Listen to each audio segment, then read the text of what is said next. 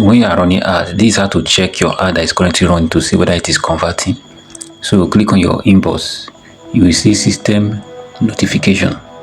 You click on it, so you can see promotion approved. You can also see the details here. So I purchased 440 coin for 3,240 naira. So I'm going to go to the approved ads to see what they have there.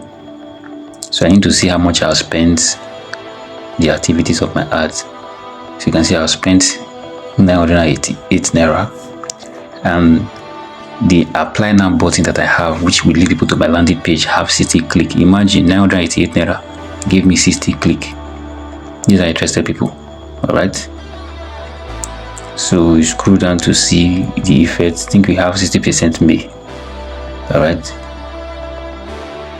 so this is the age that I picked: Lagos, River State.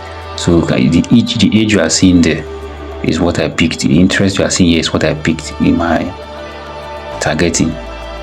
All right, so you can re-promote again if you want to continue this ad. It has not ended, but you can just decide to promote a new one,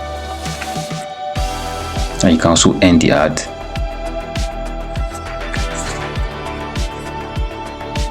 So as you can see, these are the details of the advert so far.